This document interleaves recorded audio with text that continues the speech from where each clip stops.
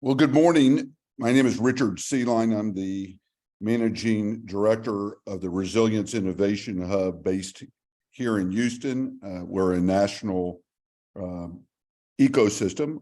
I'm really excited and pumped to have Juniper Thren with Leadership Connect join us this morning. I've known Juniper I think you knew me when I had hair, which is really a long time ago. And she'll explain a lot of her background, but just a wonderful person to work with. As we have done with all of our town halls, we record these as we found, Juniper, at the beginning of COVID, we were having 175 people all on our town halls. And then as time went forward, I now realize that we get probably 200 to 300 folks watching the video recordings at their pace and leisure. So those of you who have joined us, I always refer now as the live studio audience, so to speak. So you get to listen in, but more importantly, whether it maybe the chat or the Q&A, whichever you feel comfortable, ask some questions or throw some ideas to what you're hearing this morning. Let me jump in. As I mentioned, the Resilience Innovation Hub has really come together, and we're moving into 2023 as our year of full implementation. And I'm not going to read these slides, thank God. I want to leave all the time to Juniper in our conversation. But these are the pieces that have come together under this banner of future-proofing America, which I'll discuss in a second.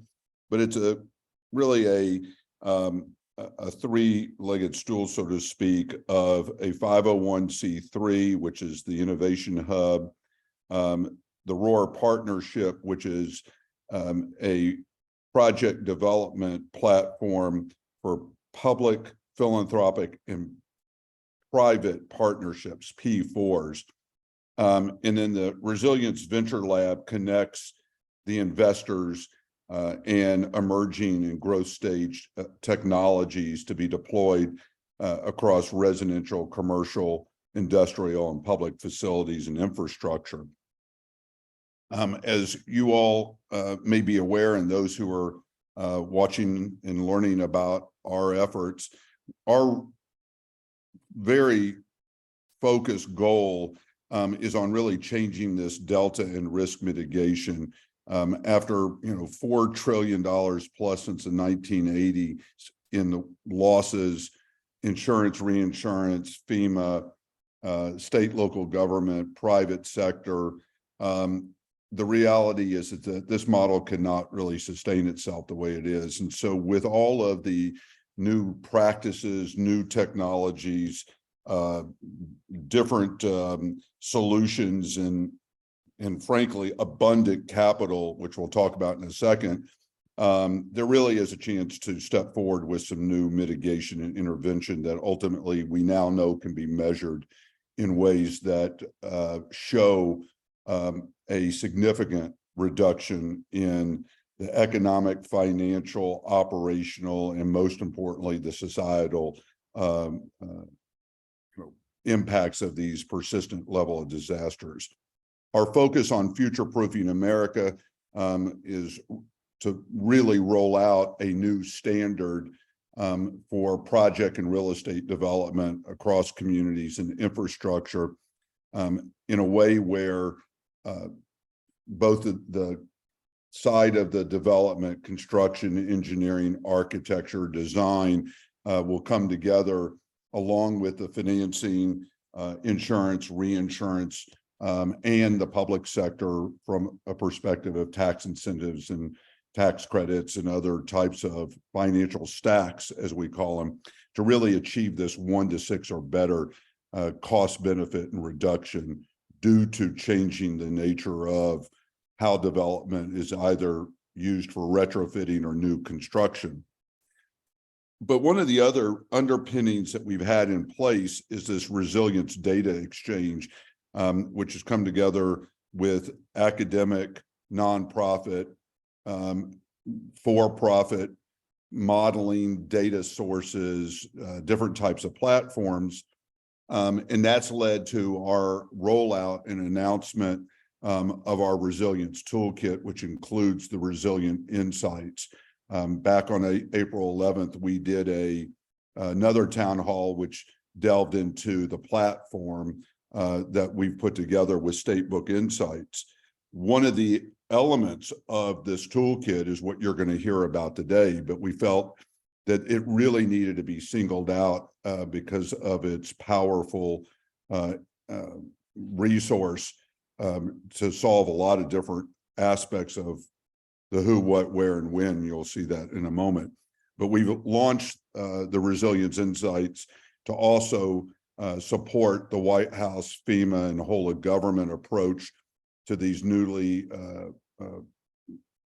I guess not yet designated Juniper, but soon to be designated Community Disaster Resilient Zones, CDRs, of which the president signed the legislation on December 21st. And now it is over with FEMA in collaboration with a whole of government approach to designate these most at risk, most in need census tracts across the country.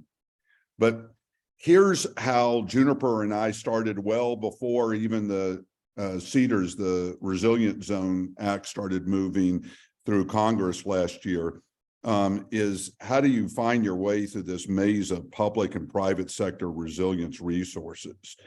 And Juniper and I had known each other. I'd known about Leadership Connect because I was a user of it in its actual original version, which was the federal Yellow Pages.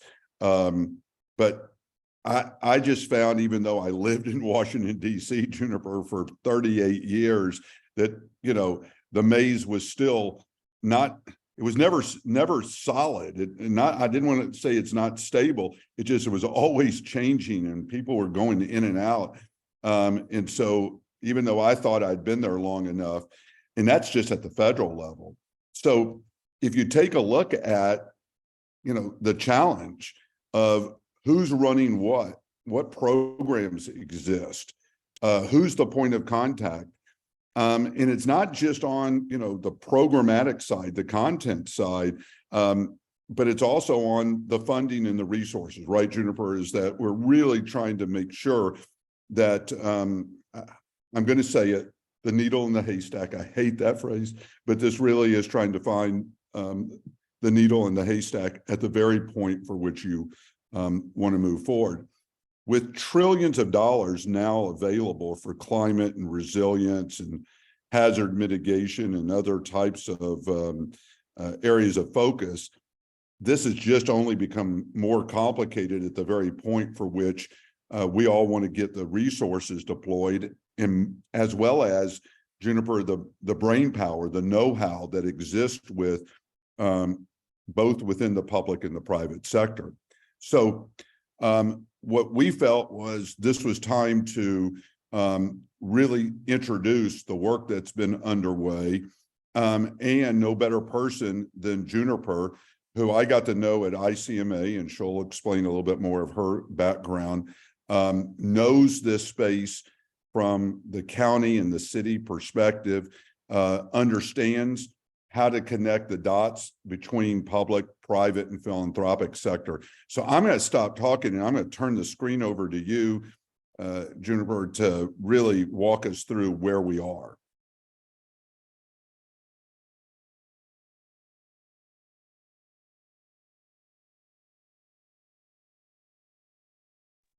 There we go. I'm so used to presenting in Teams that Zoom today is going to be a technical challenge. Thank you for a great introduction. I really appreciate, Richard, how you've positioned where we fit into the whole picture of the future of your program. You know, when we're thinking of the services, processes, resources, and technology that's intended to bring to your stakeholders, what's behind it? It's the people. And so that's what I'm here to talk about today. And before I assume that I am sharing my screen, Richard, could you let me know if my screen is now shared? It's not up just yet. Okay. let's take a look here. Apologies, we did a tech check prior to this.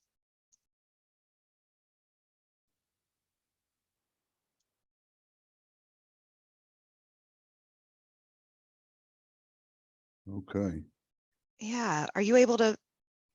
I'm not able to. I've lost the control to share the screen. Okay, let me do this and then I'll send it back. You should be Here we able to.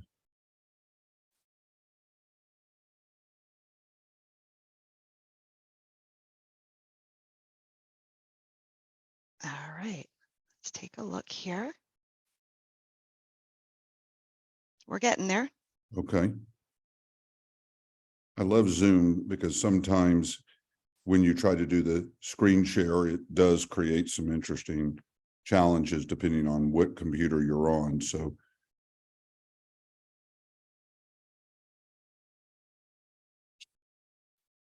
Okay, are we in business? yes, ma'am. Thank you. Thank You're you the all for greatest. You're the greatest. All right. All right. Well, as I had mentioned, today what we're here to talk about is the people that are behind these resources, services, technology, and processes.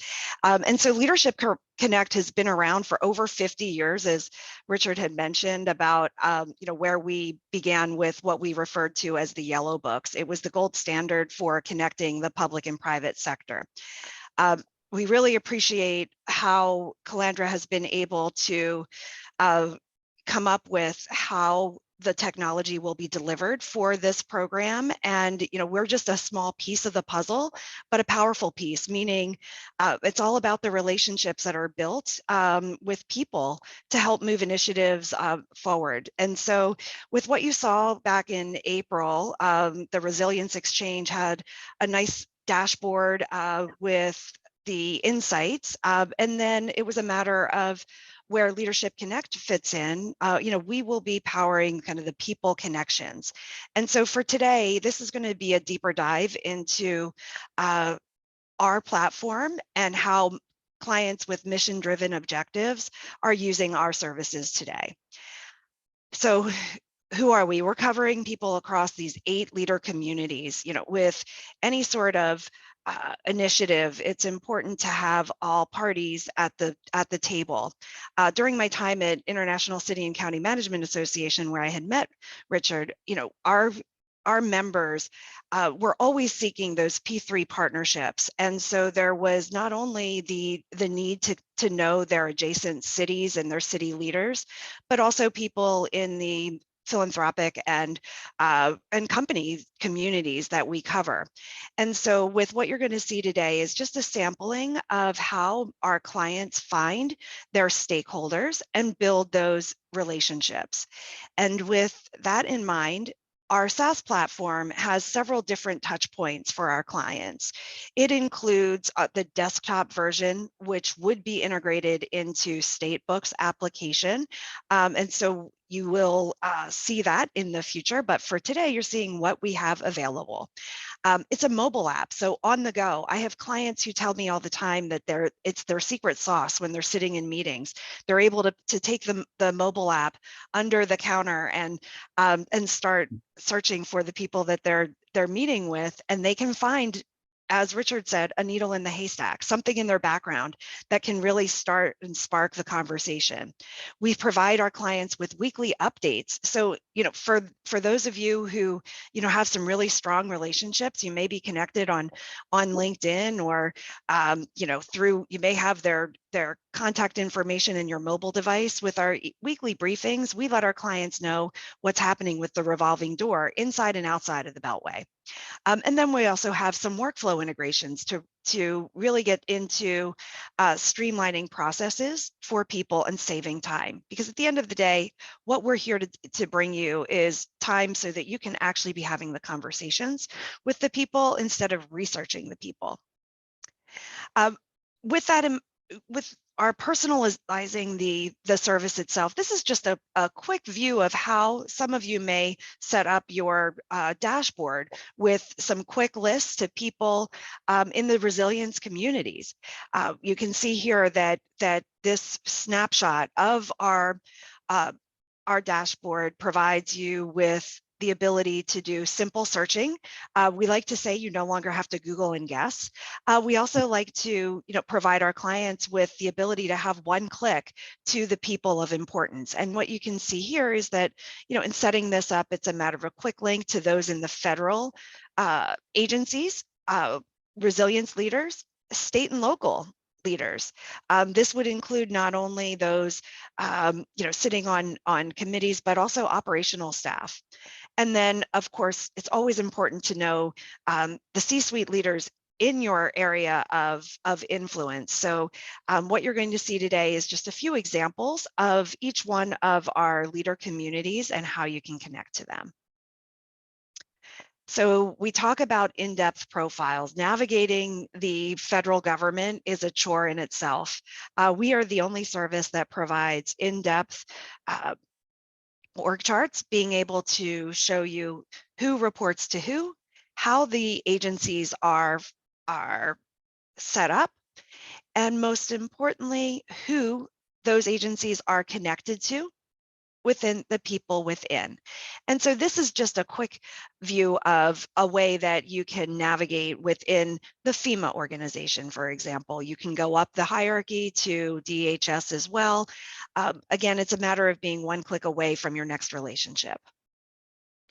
Our Policy Connect experience, this is where we bring together all of the information about bills at the federal level, what organizations they affect, and who, of course, is sponsoring and co-sponsoring the bills. This helps you know your delegations in your local areas.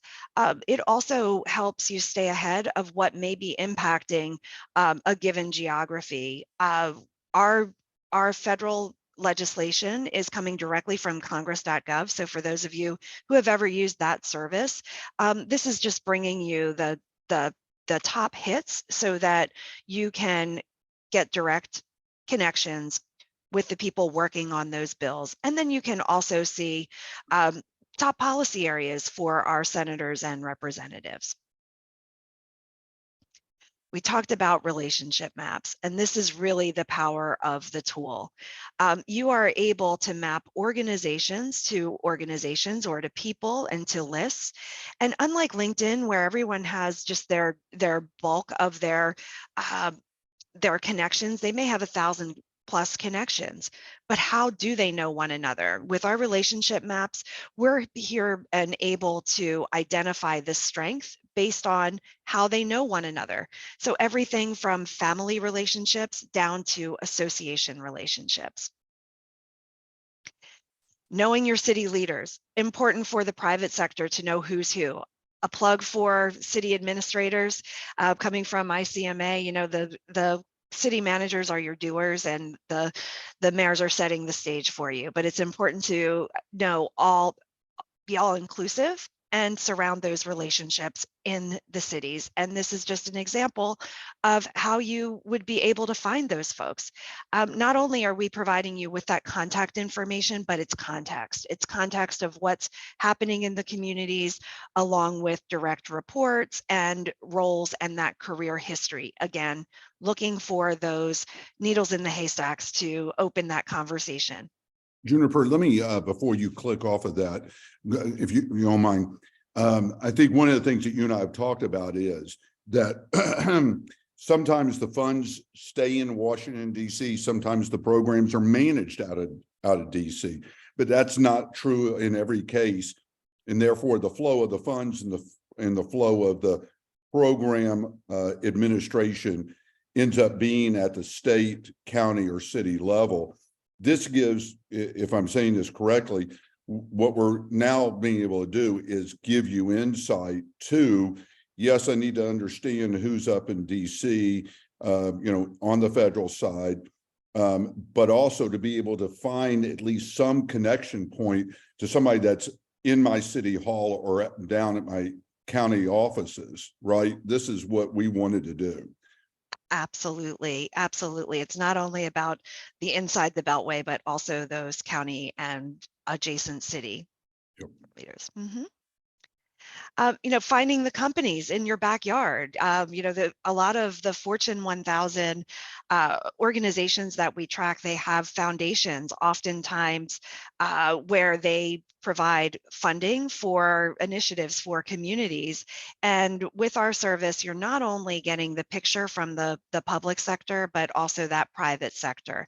You can also see those moves. So many folks come from, previous administrations and land in the Fortune 1000 organizations. And with our in-depth analysis, we're taking a look at those people moves to give you the intel of where they may land next, and also identify those emerging leaders.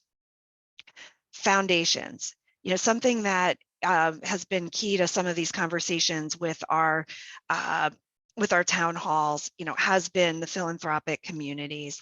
And this is a way that you can take a look at kind of who's who within foundations and see how they're connected to other organizations that may be a part of your consortium.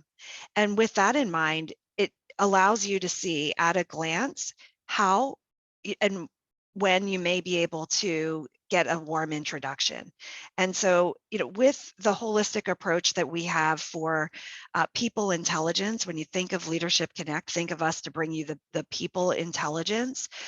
It's that holistic approach, not only contact information, but the influence information along with those the relationship maps. And so, we segment ourselves today as people intelligence, and we can power the resilience exchange to help you take those insights and do your outreach in a meaningful way and actionable way.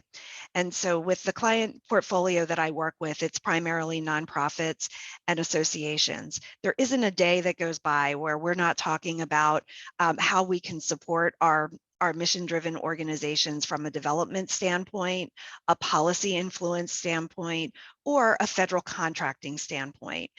So with the solution that we hope to provide to the disaster zones, we hope that it's that one portal that will allow you to find all of the information needed one click away.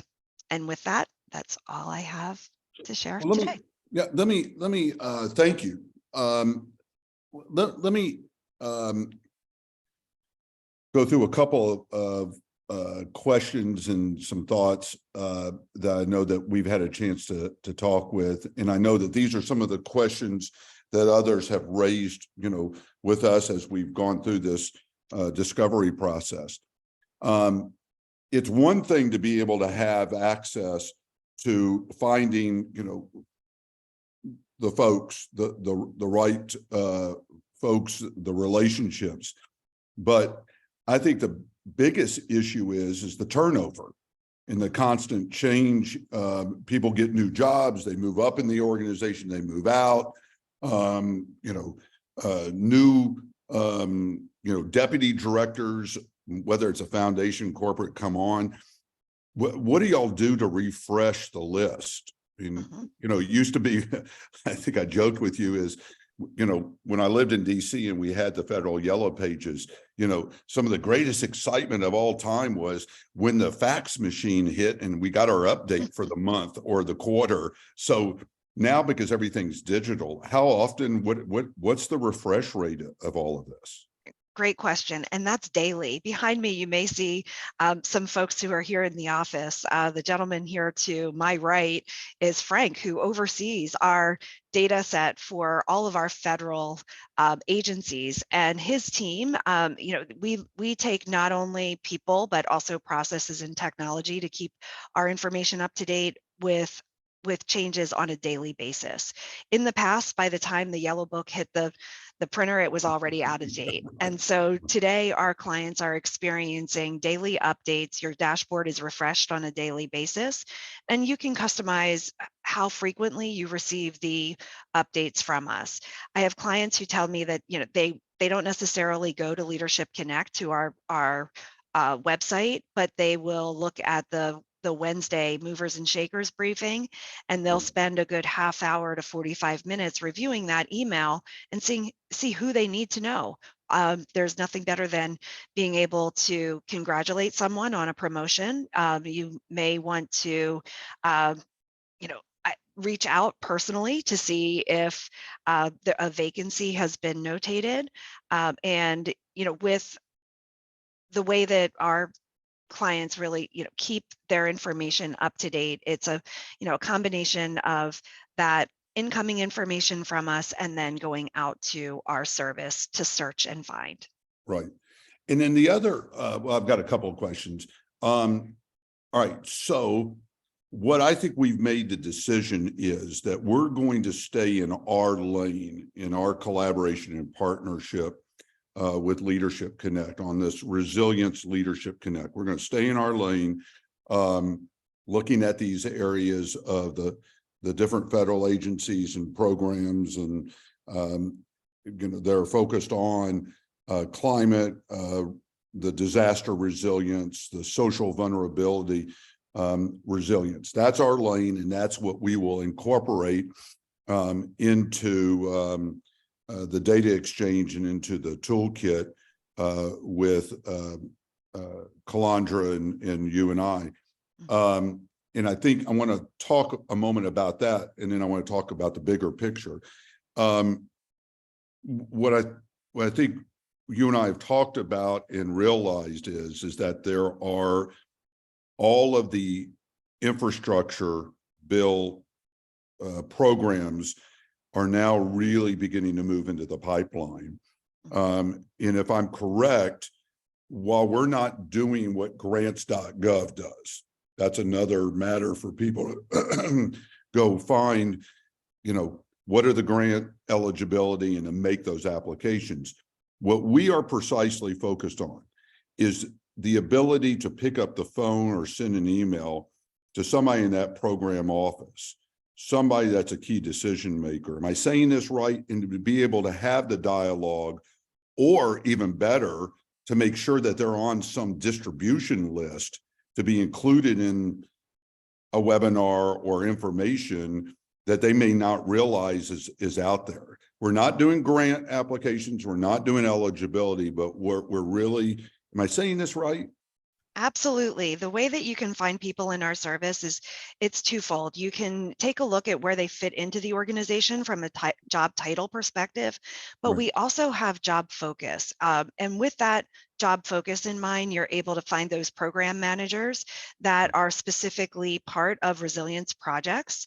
And so we make it really easy for our clients in the sense that you can either use that keyword search or advanced search, which is a list build, so that you can keep an up-to-date contact list for your primary stakeholders. Right. The other thing that many of my clients have shared is that, from an event standpoint, so there's when you're hosting an event, it's important to not only find those subject matter experts to be speakers, but your attendees. And with our service, you can geo-target for those folks. And our strength really is for the change makers and decision makers across the public and private sector.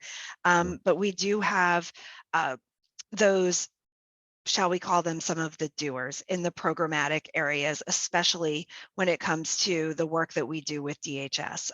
That's been a drive from our clients. They know the importance of those program and project managers.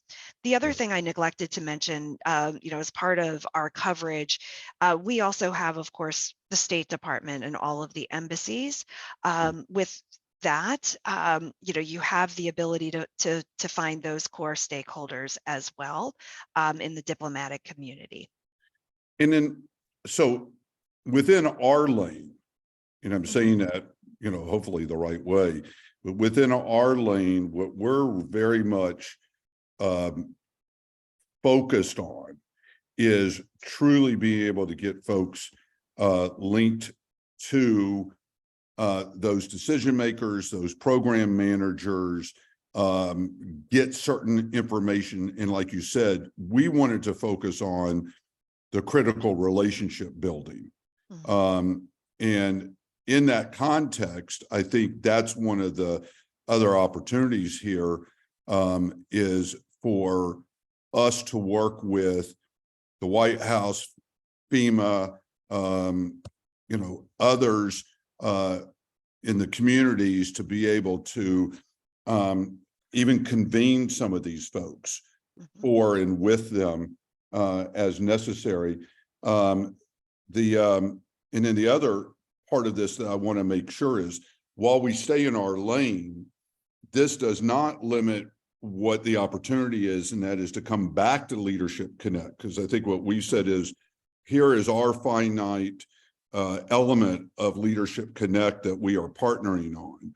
But if anybody, any organization, institution, or community says, wait a second, we want to look at everything, we want to look at more than just resilience, we are offering, you are offering the opportunity for them to discuss with y'all, what else do you want to add in to your use of not just Resilience Leadership Connect, but the broader. Yes, and that's something that, we're here to provide what we refer to as client success managers who support our clients, one-on-one with onboarding, ongoing training, and really best practice search. So we act as consultants for our clients to make sure that they're leveraging the service to the best of their ability. And with that in mind, that does include, to your point, Richard, some of those expanded community access points. Mm-hmm. All right, so let's talk about that. Because I just want folks to understand what our expectations are for the Resilience Leadership Connect, and to know that they can have access based on their own, I guess, customized. I don't know if again, should we use that word, that we're going to create a defined set of uses here for the Resilience Leadership Connect. But if and how others may want to leverage the entire, utilization, they can customize, I want this, this, and this. Don't turn on that, don't turn on this. Again, am I describing that correctly? That'll be something that we'll be working with, Statebook to make sure that it's the best and optimal user experience for our stakeholders. And so, at this point in time, what you saw today is available, and I can be contacted if you have more information. If you're interested in learning more, I'd be happy to provide you with, additional information for those of you who are on so this when I call. send out the recording and send it back to everybody that was on this, but also I'm not sure, there's about 10 folks that are struggling to try to get into Zoom today, which I'm not sure what's going on. But what I'd like to do, Juniper, is share your email contact, obviously, along with, again, Kalandra, who's joined us this morning. Let me ask one or two other questions about part of the Leadership Connect on the policy side, right? Because we've kind of talked about this, but I think this ends up being something that it really is somewhat of a workflow. So I think one of the things we would like to hear from folks that are with us today and that listen to the recording is, what do you need? What's really important for you? Because to be very frank and blunt about it, what Leadership Connect offers is, the Tesla, the Bentley. I mean, y'all have got so much capability, right? That to some degree, I think it would be helpful to hear from our partners and potential end users. What's important for you? What's relevant for you? And then also for us to be able to say, have you thought about X? So I look at this as an opportunity to hear about the platform, to hear about all the data resources that we collectively can present to folks. All right. But that what we're truly most interested in is, Juniper, for you and I and Kalandra to hear from people saying, what are the most relevant things that I need to find? Absolutely. And I think that that's where, this discovery, that we're still in somewhat of a discovery phase. So I'm looking forward to hearing, from those of you who have any ideas.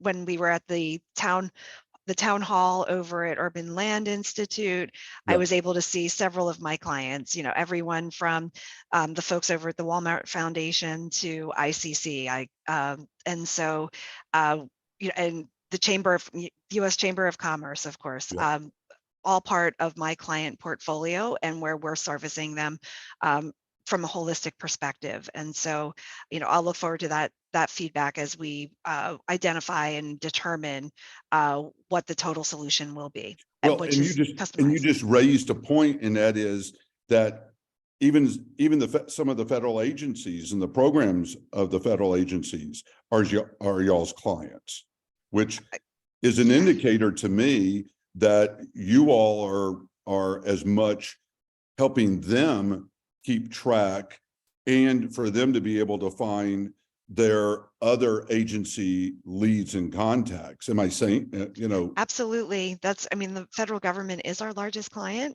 They use us to get in touch with one another. And that's where we have the unique perspective of getting information that you wouldn't receive anywhere else. Because we have those relationships. They know how important it is to keep their information up to date. And oftentimes there's, if we dotted line reporting and secondary roles that people will have especially in the federal government.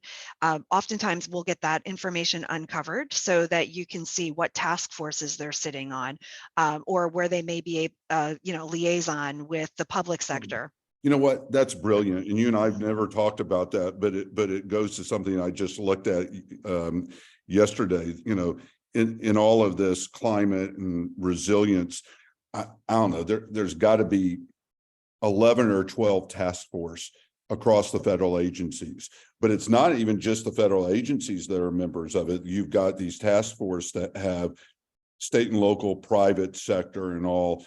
And I mean, we just discovered that somebody is representing one of the academic institutions, and that academic program is funded by a potential corporate partner. So we kind of got a threefer from, looking at this, Juniper, what you've sent me is okay, I got the federal agency, the program lead, I've got the task force. I now know who are all the federal, but then I started looking at all the corporate and the academic.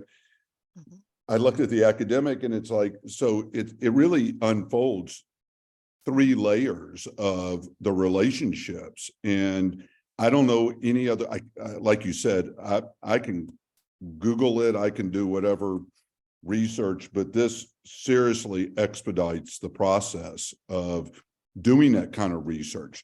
Now, let me ask one other part. Some of the communities that we're going to work with are very new to everything that we're talking about. This is really, really, and this is not judging or critiquing, but a lot of this is new to them, and they're not going to know about how to leverage these tools. I do think that one of the things that we're going to need to do is probably offer some workshops over the course going forward, so that those who are really new to this truly understand how this will help them, and be able to connect their communities. Not every place, as you know, has a grants manager. Not every place has, a federal affairs or whatever. So with your comfort and all, I do think that we're going to need to help some folks that are very new to this discover how to leverage what we're offering up here. Is that okay? And I know I'm putting you on the spot, but I realized that after some discussions yesterday. Yeah, we do that with all of our clients, everything from the onboarding to setting up specific dashboards for those specific needs, and that long-term objective. I think that, what's great about the programs that we're pulling together here, it's very like-minded organizations. So Yep. those workshops, you can learn from one another. I hear all the time that, within some of my client organizations, it's word of mouth about how they're leveraging Leadership Connect for those needles in the haystack. And really it is, one-stop shop for you to find the right people at the right time. Yep. Yep. And again, I do believe that you all have always had that, you can be the most sophisticated end user, you got your own team, and we're just providing the access point all the way over to, man, this is, first time I've, been behind the desk of looking at something like that. Help me really leverage it, because I think that would be the waste here, is that we've provided all of this data and information and not have people exploit it in the most positive sense of the word. I'm going to open up if anybody has a question, wants to raise an idea. I can open up the microphone, so to speak, if that's of interest, or you can post something in the Q&A side of this. But I want to, one, maximize everybody's time, but also make sure that while we've got Juniper with us, if we're missing something, Juniper, that we haven't covered in where we want to move this forward, I'd sure like to leave a little bit of time, and then we can wrap up. So I'll pause, see if there's anybody that wants to raise their hand or has a question that they want to post. Well, while they're doing that, I believe that one of the things that we've also talked about within the context of working with the resilient zones is that there'll be a certain amount of seat, available access points. And I think that's the other part of this, Juniper, is working with different organizations, including those who are represented on the listening in. What are the amount of seat or license access points that people need? Who really is the best end user point? Because I don't think that what we don't want to do, this is a question back to you, as you've seen your clients roll this out, there are people who are going to be kind of onesies and twosies versus folks that are really using it on a daily basis or helping drive it. Is that one of the parts that we need to be thinking about, is how to help folks, how folks really leverage the right folks on their staff within their organizations? How have y'all handled that? Yeah, we typically see several different levels of engaged users. And so you have everyone from the executive suite who they may be using the mobile app on the go, simple searching. Then you have the people who are doing the research and trying to pull together, the lists for invites and subject matter experts. And those are really the power users. And then you have those who are actually on the front lines making the relationships and really using the power of the relationship mapping.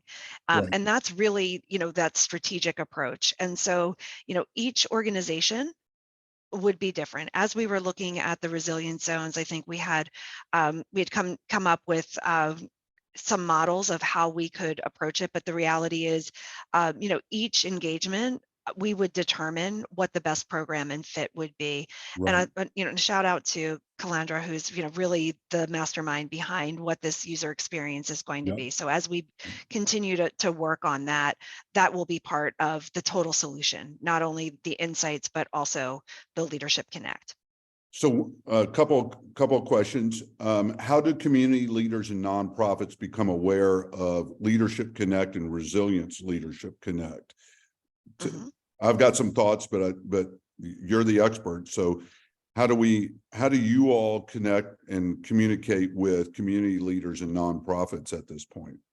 Yeah, we have a fair amount of partnerships with organizations that represent the nonprofits and associations, of course. With that in mind, it's my role to to work this particular vertical of business. For many years, we had zero advertising. It was all about word of mouth. We're just embarking on some marketing efforts for this specific program. The way that we see this, fitting into the whole picture is once those zones are identified, we have some materials that are available as a quick hit, and I'm here to help.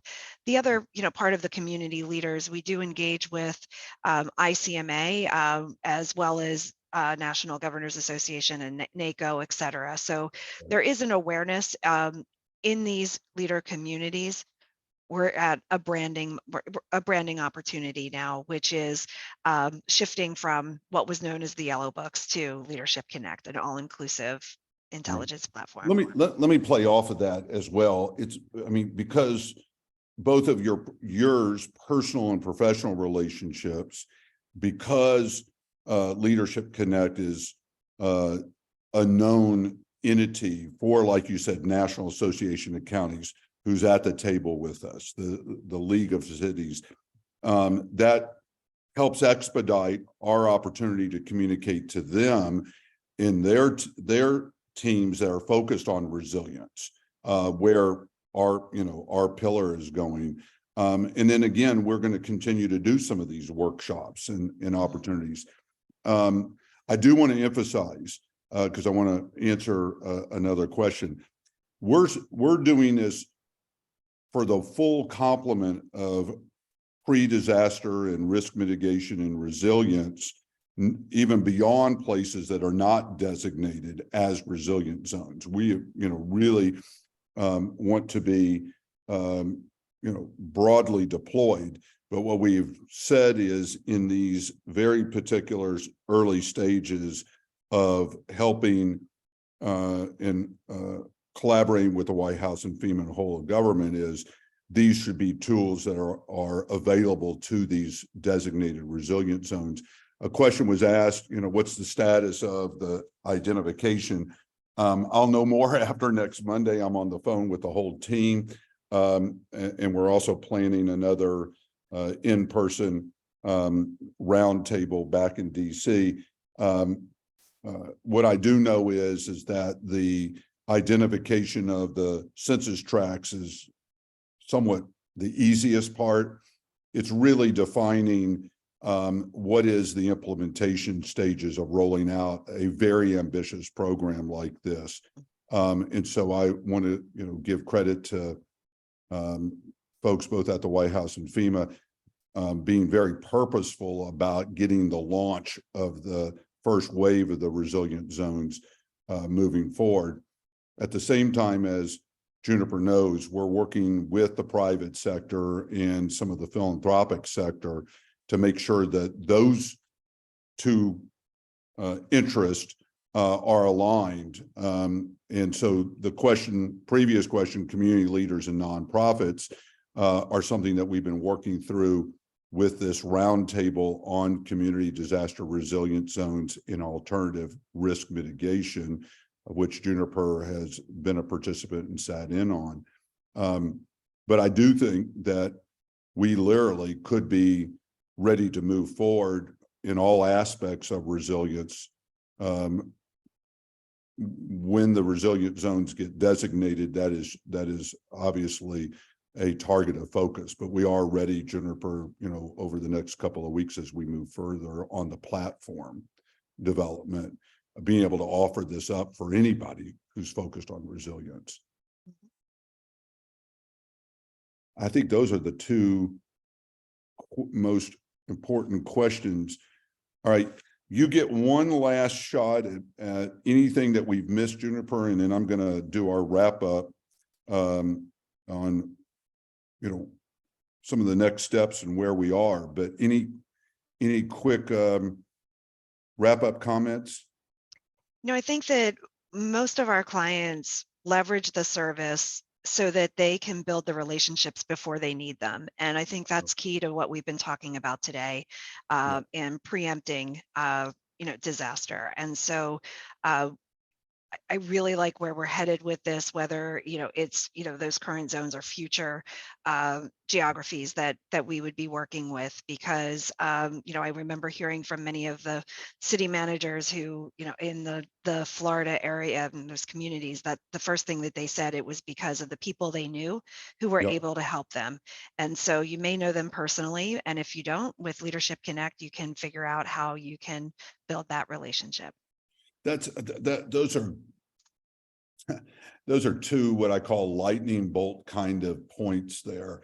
One is we often have to scramble, hour one, day one of some kind of disaster. That's the worst time to try to go find people. So this really is kind of that blue sky, sunny day, leverage this, get yourself organized, get your relationships in place, and this provides you that. And then the second part is that we all think we know everybody in our networks, and we kind of go to the folks that we know, but there's just as many folks that we don't know that are critical and can be additional elements of our disaster preparedness, the response, recovery, and rebuild.